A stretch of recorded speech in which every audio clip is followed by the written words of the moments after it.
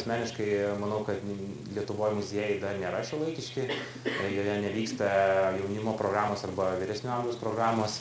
Jeigu nuvažiuoji į Molėtus, tai sužinai tenais apie tą gražų pastatą, kurį kiniečiai statė, bet programos žmonės dar atsilieka kokybės prasme. Tai manau, yra dar ką tobulinti, bet viskas yra prieš akis, aš manau.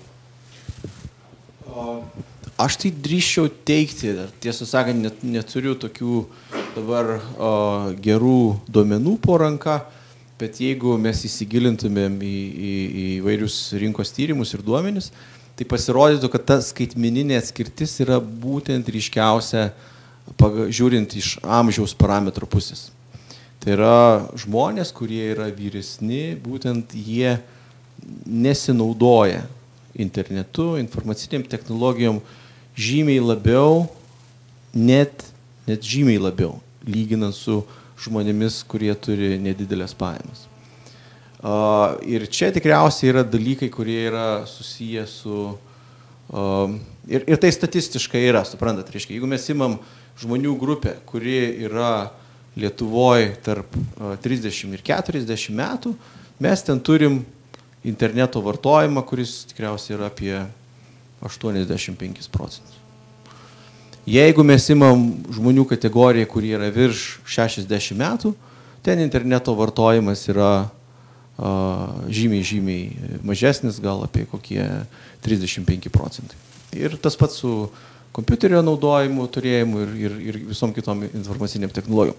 Dabar tikriausiai nėra taip, kad žmonės, kurie yra virš 60 metų, jie būtų, tikrai ten su pajamom yra prašiau negu žmonės, reiškia, tame sluoksnėje tarp 30-40%, tačiau tikrai nėra taip. Dabar esminis dalykas, tai tikriausiai vertėtų vėlgi pasakyti, kad pačios tos technologijos jos nėra brangios ir netgi tiem žmonėm, kurie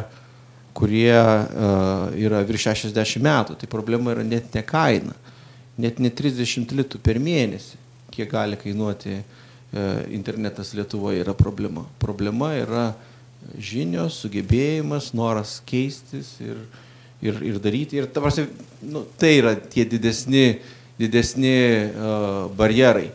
Vėlgi, jeigu kalbant apie pačius piniginius dalykus, kiek kam žmonės išleidžia, tai jeigu pasižiūrėtumėm į statistiką ir pamatytumėm, kad visgi alkoholiui ir cigaretėm reiškia, tokiem dalykam išleidžiamos didžiulės sumos lėšų Lietuvoje. Žymiai daugiau negu, reiškia, internetui ir kompiuteriams ir viskam kartu sudėjus. Tai vėlgi yra kažkas, apie ką reikėtų pamastyti mums šiandien. Na kągi, atrodo, dar klausimas iš auditorijos. Taip. Na, iš tikrųjų, Ridas prašė šaukštelio žiupsnio druskos, bet kiek supratau, čia gan geras pūdas tos druskos gavos, kad čia kiekvienam gan nesmagu bus po visos diskusijos. Tai aš noriu šiokią tokią ir vilties, ir dar to cukraus šiokį tokį žiupsnį pabert. Tai čia buvo kalbama apie socialinę atskirtį ir man prieš 1,5 metų teko daryti studijoms mokslinį tyrimą apie benamių žmonių politinį ir socialinį dalyvavimą. Ir teko daryti apklausą Naujosios Vilnios namuose benamių. Ir iš tikrųjų su savo kolegomis, kai nuvažiavomės daryti to tyrimo, mes jau buvom pasirašę sutartį, kad, mintise, kad mes važiuojam kažkur, kur labai bus sunku bendrauti su žmonėm. Nei vienas žmogus nebus tas, kuris bus linkęs bendrauti, daugelis bus prasigėrę ir taip toliau. Ir neneigiu, kad buvo tokių žmonių.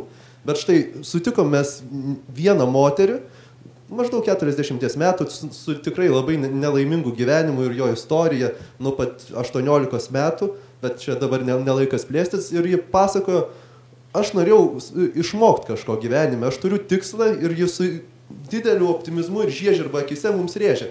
Pabaigiau aš gamtos mokslų fakultetą neakivaizdinį, nes to norėjau. Noriu kiekvieną dieną tobulėti, todėl skaitau psichologijos straipsnius internete, pasiimu knygą, parsisiunčiu kokią knygą internetu ir aš ją perskaitau. Ir aš nueinu į tą pačią biblioteką ir tai man suteikia naują tikslą. Ir jis sakė, aš tikrai išeisiu iš šių benamių namų, nes aš ne veltui tiek laiko sugaišau, aš šviečiau save ir aš tikrai gausiu darbą ir jūs manęs po kelių metų čia nebepamatysite. Ji mums pažadėjo ir tokios, čia nesėkmės istorija, čia optimizmo istorija ir tai, ką suteikia naujusios technologijos. Tai yra tai, kas gali padėti kiekvienam žmogui, kuris turi valios kažką padaryti. Ir štai, jaunuoliais negaliu pavadinti veikiau kolegomis, kurie truputį pasiskundė apie filmą ir finansavimą. Labai puikia biblinė eilutė yra, kas beldžia, tam atidaro. Tai jeigu tikrai norėsit, jeigu ieškosit paramos rėmėjų, o dabar prieš interneto auditoriją šiek tiek pasidarėt reklamos, tikrai galit kažko susirasti. Tai tiek. Dėkojam ir už tokį optimistišką tašką, turbūt jau mūsų diskusijos. Iš tikrųjų, nuo paukščio skrydžio aukščio mes apžvelgėm ir ateitį, ir vizijas šiokias tokias pažarstėme. Buvom nusileidę ir ant žemės, pamatėm, kad ne viskas iš tikrųjų taip gražu, kaip atrodo čia nuo dangoraiždžio stogo, bet manau, kad labai smagu, kad įvyko ir tokių konkrečių. Štai kontaktas vienas įvyko. Idėja dėl nemokamo Wi-Fi čia ant dangoraižio stogo irgi iškelta ir pažadėta, kad bus įgyvendinta. Ir manau, kad tikrai buvo vertingas susitikimas. Galim padėkoti organizatoriams už jį. Ir taip pat padėkoti pranešėjams šios diskusijos Vilniaus miesto tarybos narė, atsakinga už miesto elektroninių sprendimų įgyvendinimą, Indrė Jakaitytei. Dėkui taip pat TOLT paslaugų plėtros ir rinkodaros tarnybos vadovui Nerijui Ivanauskui dėkojame ir ISM projektų valdymo ir verslo procesų valdymo programų vadovui Aurimui Pautieniui. Dėkoju visiems dalyvausiems ir stebėjusiems šią diskusiją. Dėkui, iki kitų kartų.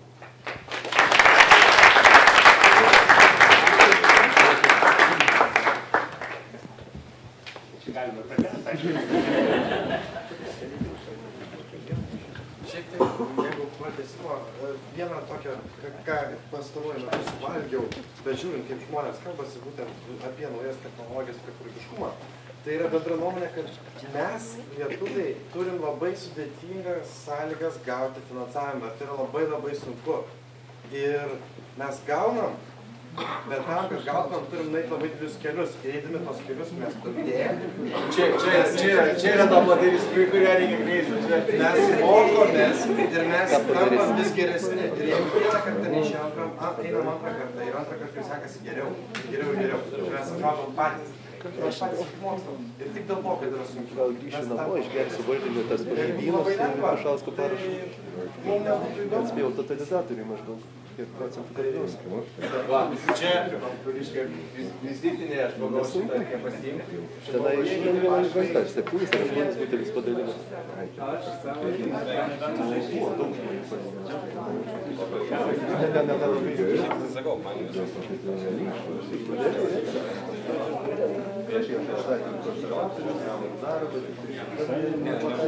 Ačiū už klausimą. Super.